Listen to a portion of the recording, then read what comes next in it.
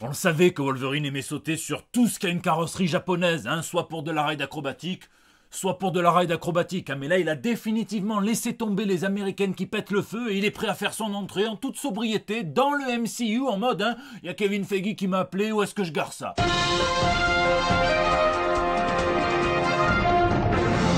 Bon les amis, je commence d'abord par un immense merci parce qu'on a passé les 35 000 personnes abonnées à la chaîne. Hein. C'est grâce à vous parce que vous êtes de plus en plus nombreux à mettre des pouces bleus, à partager un petit peu partout. Donc je vous remercie.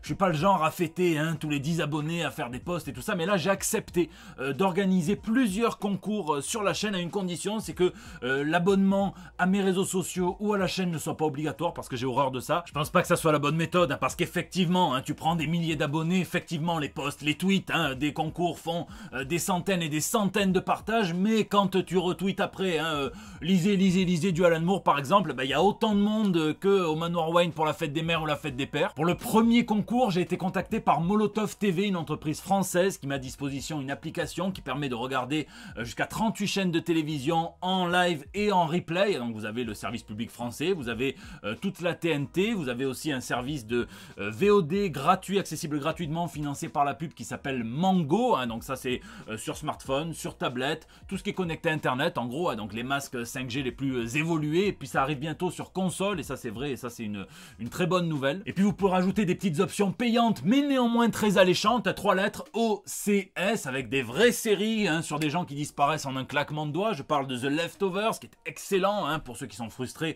du traitement du blip de Thanos dans Far From Home où c'est trop gaulerie, ou alors c'est très intéressant mais assez rapide dans le dernier épisode de WandaVision. Jetez-vous sur cette série. Il y a aussi The Wire, Game of Thrones, Chernobyl, Westworld pour ne citer que ça. Vous avez aussi Adult Swim et Toonami, vous pouvez voir Rick et Morty.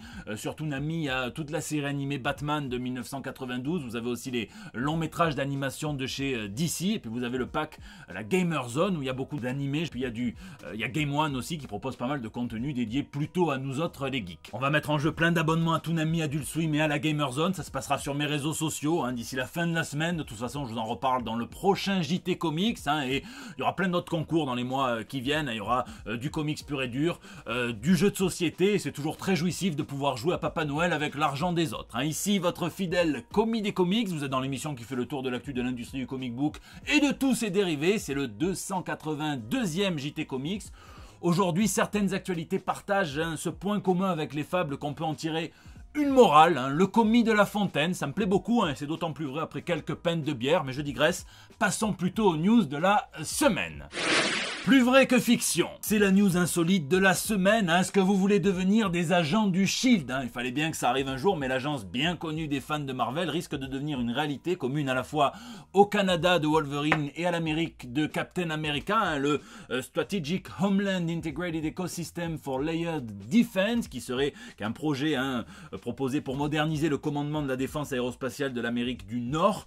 Ça vise à essayer de détecter en temps réel les menaces aussi bien terriennes, spatiales et aériennes qui pèsent sur les deux pays. Le Mexique, apparemment c'est moins grave, il y a peut-être un mur, mais je crois pas. Tout ça grâce à la récolte et l'analyse de données en temps réel. Pas sûr du tout que ça passe, surtout au niveau de Trudeau, pour qui la Covid a plutôt été un hammer au niveau du budget. Mais c'est marrant de voir ça, puisque le Shield a été créé en 1965 dans Strange Tales numéro 135. 4 ans après, ça a servi d'inspiration l'organisation Spectre dans James Bond de Ian Fleming, Opération Tonnerre. Le Shield, c'est cette agence qui a fait la popularité de l'agent Nick Fury, qui est aussi le véritable ciment du Marvel Cinematic Universe.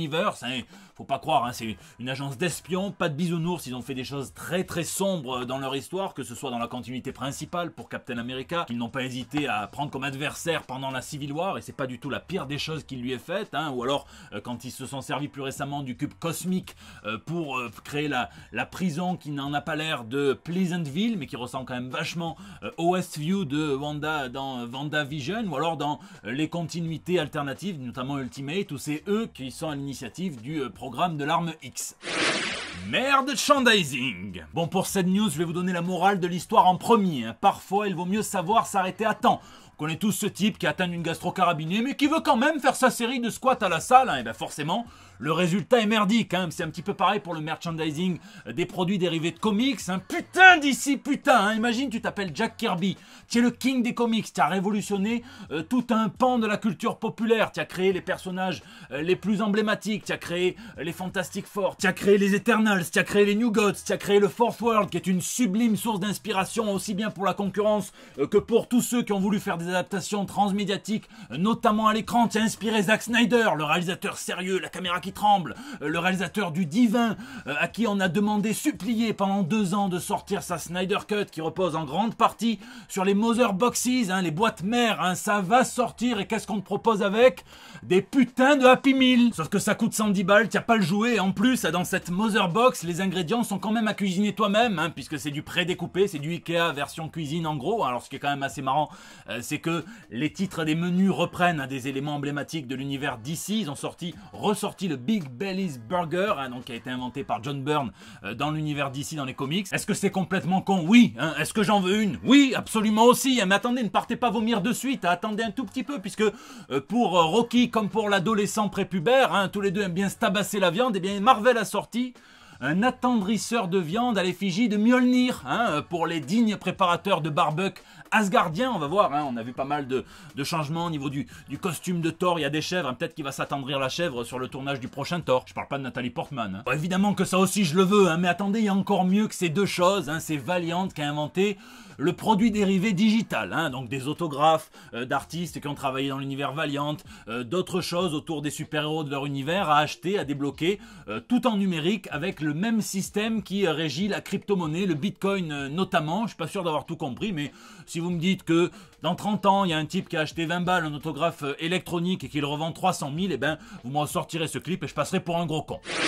Ongle incarné. Cette news, elle va nous prouver, hein, qu'il y a certains types qui auraient mieux fait de sécher sur la cuisse de leur mère ou sur le front. Chacun vise où il veut, hein, mais c'est l'artiste Adam Ellis qui nous la rapporte sur Twitter et qui raconte que, après avoir quitté un boulot, hein, dans lequel il y avait des différends sur la propriété intellectuelle du travail qu'il effectuait pour ce taf, pour son employeur, eh bien, il fait un voyage en France, dans la vallée de la Loire, et il a l'idée d'une BD qui, il dit que c'est sa plus personnelle. Donc, un homme qui se coupe un ongle, qui va le planter dans la terre, et il revient le lendemain, et de cet ongle a poussé un être humain tout entier. Je propose de faire une version juive ou musulmane avec un prépuce. S'il y a quelqu'un qui est chaud, commentez. C'était un moyen d'aborder la réinvention, le développement personnel, le renouveau, hein, et quelques mois plus tard, après l'avoir posté sur Instagram, il reçoit un mail d'une agence de prod qui lui disent que il y a 2 réalisateurs qui ont adapté son travail. Le court-métrage est tourné, a déjà été montré dans des festivals et a déjà été primé dans des festivals, hein, et lui demande si jamais pour la sortie internationale sur internet, il voulait pas un petit peu faire de la pub. Il va voir, il se rend compte qu'à 8 cases sur 18 qui ont été pompées au millimètre près quasiment, hein, sur sa propre BD. Il l'explique au réalisateur, hein, qui n'a ni été consulté ni donné son accord. Ceci le bloque, l'ignore, le film sort. En plus du mail où il disait que ça avait été inspiré de son travail, eh bien il y a une interview qui sort aussi et qui dit qu'ils ont pris et puis développé le concept d'une BD qu'ils ont vue en ligne, hein, sauf qu'ils se sont plus couchés que développés, hein, c'est littéralement pompé. Ils ont pris l'histoire et carrément le storyboard et ils ont payé personne, hein, ils sont très malins. Sauf que ça s'est su, hein, le film a été enlevé du site de court-métrage Director's Note, le film a été déprogrammé des quelques festivals où il devait être projeté, et puis en plus, hein, donc il y a eu une vague de plus de 600 revues négatives, 1 étoile sur l'IMDb, pour dire que c'est complètement du plagiat du vrai artiste Adam Ellis, qui lui ne souhaite pas forcément attaquer en justice, hein, il veut juste récupérer son bébé qui lui appartient. Donc moralité, hein, pour les artistes, battez-vous bec et ongles quand vous êtes bafoué, hein, et faites-vous payer rubis sur l'ongle, hein, pour vos idées quand on vous plagie. Rêve fort. Ah, je l'aime cette news parce qu'elle est inspirante, hein. Vous avez sûrement entendu parler du projet de série sur le Wakanda, hein, dans l'univers de Black Panther sur Disney+, par le réalisateur officiel du film, Ryan Coogler, qui aurait signé un contrat d'exclusivité de 5 ans avec Disney, hein. Vous avez probablement entendu parler aussi de Black Panther 2 qui est en route, en production, et puis l'acteur Michael B. Jordan souhaite y revenir, hein, on verra, hein, et rien de tout ça ne serait possible sans une personne, Anna Beachler, dont je vais vous raconter l'histoire. Elle a toujours travaillé avec Coogler en tant que chef décoratrice, donc celle qui s'occupe des décors, des ambiances, des accessoires, hein, sur l'excellent Fruitvale Station, que je vous conseille à tous, hein, sur Creed également, et Coogler aime bien travailler avec ses équipes, mais quand il a été chez Marvel, Marvel aussi, hein, préfère, pour en plus ce département assez sensible, hein, il préfère avoir des gens qui connaissent bien le MCU et faire appel à leurs propres équipes. Mais néanmoins, ils acceptent de la rencontrer. Dans 2 semaines, le rendez-vous est pris. Et là, qu'est-ce qu'elle fait? Elle fait un truc absolument merveilleux. Elle va surtout pas laisser passer cette chance sous son nez, un truc que ne peuvent pas faire ni Voldemort ni Crâne Rouge. Et elle va embaucher et payer de sa propre poche 12 000 $, un concept artiste, un artiste conceptuel, et elle va travailler quasiment chaque heure de la journée pendant 2 semaines pour élaborer une ébauche de ce qu'on appelle la Bible de production. Donc une Bible, c'est un document qui est un maître, en gros un maître document qu'on donne à toutes les équipes impliquées sur le projet, qui leur donne les directives à suivre. Donc je vous conseille de lire l'excellente Bible disponible en ligne de la série animée Batman, où Mitch, Dini et Tim conseillaient à tous les scénaristes qui viendraient leur proposer des histoires où on verrait les origines traumatiques, le meurtre des parents de Bruce Wayne, bien de mettre ça dans les toilettes et de tirer la chasse, parce que c'était vu et revu, c'est des génies. Du coup, elle a fait une ébauche bien épaisse de 400 pages où elle expliquait les décors, les tribus, la technologie, sa vision du Wakanda qu'elle tenait à ancrer vraiment dans les rapports sociaux, les rapports humains. Il fallait que ça soit très organique. Elle a fait un tableau, un mood board, donc un tableau d'ambiance de plus d'1,50 m sur 2,50 m. Elle a débarqué à Disney avec tout ça devant Kevin Feige, devant tout le monde. Elle a collé des illustrations partout dans la pièce et même Coogler a été surpris. Il a dit là c'était vraiment la première fois que je me voyais au Wakanda. Elle a évidemment été embauchée immédiatement. On a alloué au budget du département artistique 30 millions de $, donc la mise de départ était largement récupérée. Elle sera évidemment au rendez-vous pour la série sur le Wakanda. Pour Black Panther 2, donc la morale de tout ça, c'est croyez fort en vos rêves, à votre mesure, donnez-vous les moyens de les réaliser et fracassez tout. Les comics s'amusent. Tiens, dans le genre idée saugrenue, il y a Image Comics, le 3e plus gros éditeur sur le marché américain, qui réfléchit à la reprise des conventions dans le monde d'après, quand ça sera permis, la reprise donc des Comic Con, et qui propose quelque chose qui sort des rails, à moins que les rails les aient fait disparaître avec leur nez en mode Syrah Cheminot de Bergerac, puisqu'il propose une croisière convention. Ça s'est déjà fait par le passé, ça réunirait des professionnels de l'industrie, des éditeurs, des artistes, avec des passionnés de comics, des lecteurs, des cosplayers, mais quand on sait à quel point une convention que tu peux quitter pourtant le soir s'avère être un bordel pas possible. On a eu des révélations de certains créateurs qui révèlent leur côté prédateur sexuel dans des rendez-vous supposés business. En fait, ils veulent du cul. Je suis pas sûr que de les mettre dans un endroit avec une telle promiscuité, ça soit trop une bonne idée. Puis si tu as des fans relous qui te suivent partout, en fait, ça peut donner des situations assez cocasses. Ça me rappelle quand je parlais avec Derek Robertson dans l'interview, j'ai demandé s'il y avait eu d'autres idées pour Transmétropolitan et il disait que oui, il y avait notamment une idée de préquel où Spider Jérusalem embarquerait sur une croisière transatlantique qui virerait à un autre système d'organisation politique libertaire sans État, et donc Spider qui prendrait tout ça, prendrait des notes. Je paierais pour lire ça. Donc n'hésitez pas à me dire, est-ce que vous embarqueriez pour une croisière Comic-Con dans les commentaires.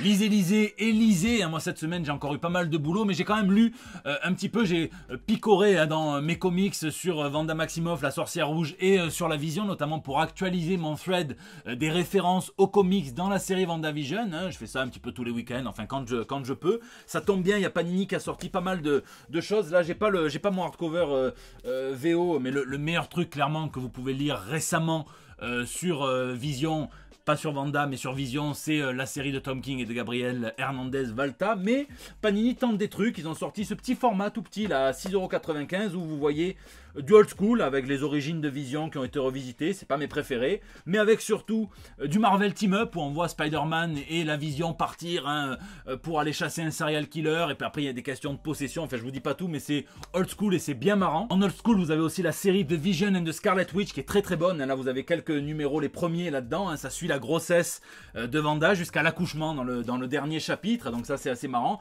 Puis bon, vous avez ce Deluxe qui est pas mon préféré clairement, c'est la sorcière en solo, ça vous jette clairement un sort d'éclatage de rétine, de nostalgie aussi, puisque les chapitres 3 et 4 sont dessinés par monsieur Steve Dillon et qui nous manquent. Mais je trouve qu'il y a quand même plus d'évolution sur le personnage de la sorcière dans une série comme Les Vengeurs, même sur la côte ouest, que dans toute cette anthologie qui était destinée à la faire évoluer, mais pas trop au final. Si vous voulez de la magie avec du Steve Dillon, prenez-le sur Hellblazer avec Garth Ennis, ça c'est de la valeur sûre. Puis j'ai lu le tout premier comics du nouvel éditeur américain en VO, ça s'appelle Sigma Comics, c'est Calico, donc c'est l'histoire soi-disant, il part du principe que les humains ont leurs super-héros, mais pas les animaux. Alors c'est à moitié vrai, hein, puisqu'il y a beaucoup de comics qui abordent la défense animale, la protection animale. Vous avez ne serait-ce qu'Animal Man de Grant Morrison, que je vous conseille également. Hein. Vous avez Les Lions de Bagdad, The Pride of Bagdad, par Brian K. Vaughan et Nico Henrichon, que j'embrasse. Vous avez Animosity, dont j'ai traduit les chapitres 3 et 4. Vous avez aussi The Liberators chez Black Mask, qui suit 2 activistes. Mais bon, là, on part du principe que c'est un anti-héros. Et en gros, c'est très violent. Hein. C'est un petit peu comme le Punisher, sauf que lui, il fait aux gens qui maltraitent les animaux ce que le Punisher pourrait faire aux pédophiles ou aux mafieux proxénètes. C'est assez old school, c'est marrant, puisqu'on ressent le contraste et l'amour du scénariste H.H. German pour les comics des années 60-70. Pareil pour le dessinateur qui s'appelle Javier Orabich. Et par contre, voilà, c'est très violent. Le degré de violence est assez extrême. Donc, soyez prévenus. Il va y avoir une version française. Il y aura 8 chapitres et une version française qui devrait sortir au format digital seulement. Donc, je vous en reparlerai ici ou sur les réseaux sociaux. Calico. C'est la fin de ce JT Comics. Merci de l'avoir suivi. J'espère qu'il vous a plu. Merci pour vos pouces bleus. Merci pour vos partages sur Facebook, pour vos tweets, vos retweets, vos incorporations dans des stories Instagram. Vous êtes de plus en plus nombreux à le faire. Et bon, en ce moment, vous êtes de plus en plus nombreux à vous intéresser à mon travail. Donc, merci à vous, je vois chacun d'entre vous, merci. N'hésitez pas à réagir dans les commentaires où je réponds à chacun d'entre vous. J'ai un petit peu de retard sur les JT précédents, mais vous inquiétez pas, je finis toujours par le faire, sur les réseaux sociaux aussi, Facebook, Twitter, Instagram, mais il y a même le Discord, c'est là aussi que vous me laissez vos petits messages pour El Bando del Pueblo, votre espace de liberté depuis plus de 5 ans maintenant. Je vous fais des bisous, prenez soin de vous, prenez soin de tous, et à la semaine prochaine pour des nouvelles toutes fraîches. Putain, est-ce qu'à l'époque de Seven, ils avaient sorti une box avec du fromage de tête par exemple? Je crois pas, non. En plus maintenant, ce qui paraît, c'est devenu une spécialité toulonnaise. Sombre histoire.